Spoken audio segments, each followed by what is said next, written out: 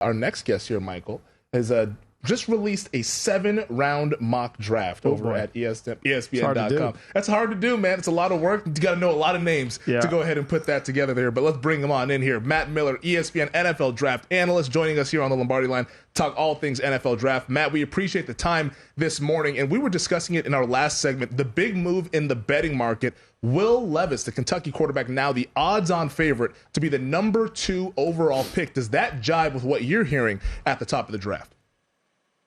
I mean, it doesn't, but I love that. I think that's fascinating. And I will say, it's crazy this time of year. Michael's gone through this on the other side, of running a team, and the information that you're not putting out or that it's not getting out, and then there's things that you're intentionally putting out. So I think that's what makes it fun is you can talk to a ton of people around the league about, hey, what are the Texans going to do? What are the Texans going to do? And everybody can have an opinion, or they can have a source that says one thing. But when the clock turns to Houston at like 7:10 and they have to make that pick, it's okay. What's the owner say? What does the head coach say? What does the GM say? Are we in lockstep together? So Levis to Houston would be wild. I think it would make for great conversations about the draft and player value and what the Texans are doing. And I always say they build big buildings in Vegas, not because they're wrong very often. It's usually because they're right. So I think that's kind of a fun spin on this draft. I don't think you can disregard it, even though I can't see it happening. It doesn't make logical sense to me, Matt. That why would you trade up?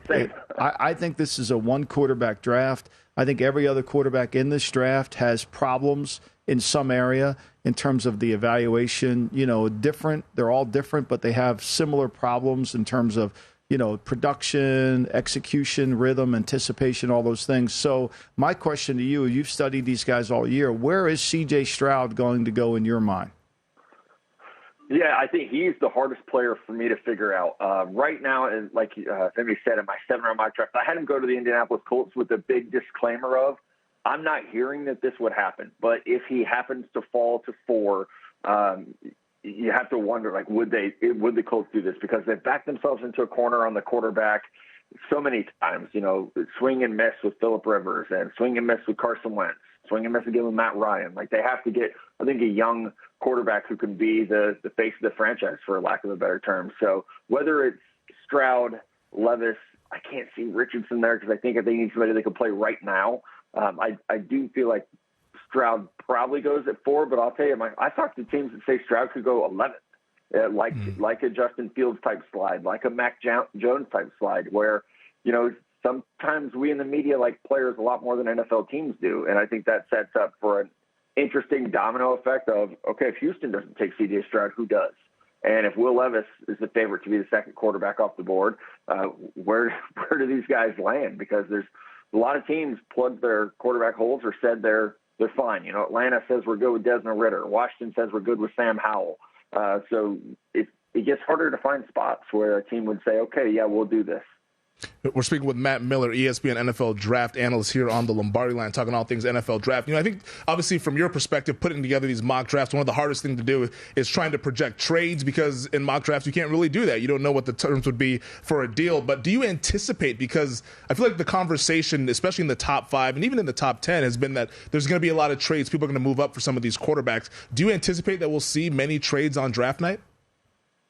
So I actually don't, and I hope I'm wrong about this because I love trades in the draft. But talking to sources around the league, I can't find anybody who's desperate to come up. It's kind of like the previous conversation we were having about who's going to come up for a quarterback. I can't really find anyone who's going to do it, and you don't trade up into the top 5, really into the top 10 for anything other than a quarterback. Maybe for a pass rusher like Will Anderson, maybe for Tyree Wilson, but you're not selling the farm to get a pass rusher. So. That is where I have a hard time with the trades. Logically, it makes sense. If Houston's not going to take a quarterback, you call and try to move out. Arizona at 3, you call to try to move out. You let someone like Adam Schefter know. And we've talked to 6 teams. We're willing to move this pick. So I think you try everything you can to get some action on your pick. But who's really willing to come up? The only scenario I could see is if someone says, we have to get in front of the Indianapolis Colts at number 4 to get a quarterback.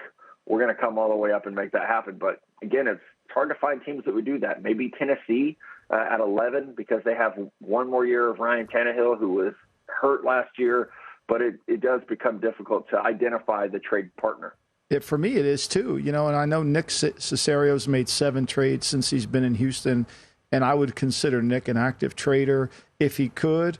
But it's hard to find a trade partner. I mean, everybody says trade down until you're in that room and the phone doesn't ring, and that becomes a problem. All right, let's just say that Houston is sitting there at 2. I mean, for me, I have a hard time with Will Anderson being this elite player. I can't find it on the tape. I think he's a good player. I don't find it. I think Tyree Wilson, if the medical were okay, who would you take at number 2, and where do you have Anderson as it relates to Wilson? I would take Will Anderson, and I have him as my top player. I have Wilson as my 6th player. So I like them both. And I think it's a conversation a lot like last year with Travon Walker and Aiden Hutchinson is, okay, we're taking the guy with the production that is maybe a little bit of a safer pick, but you know what you're getting. And I think Will Anderson is a really good player, but he's maxed out. He's not a big guy. He's 6'4", 250 pounds. He's been coached as well as a college player could be coached. And that's not to say he's a bad player. He's going to be, I think, solid in the NFL, but I don't see either guy, Michael, as being they're going to lead the league in sacks. They're going to be this great transcendent player. I think they'll both be really good players. So I definitely, I hear the upside with a Wilson with the length and the power. Like you mentioned, goals are a big part of that. For me, with Wilson, sometimes I'm like, okay, well, why weren't you able to do this before now? Like, why did it take you, so long? Why didn't it happen at Texas A&M?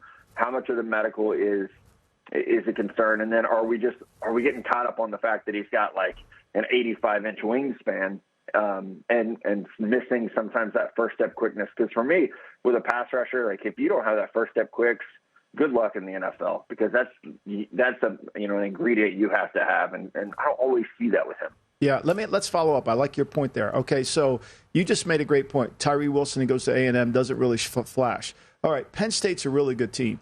They got Mekhi Parsons. They've got a bunch of players all over the field. Then defend Will Levis not being able to beat out Sean Clifford. Like, I can't get over that.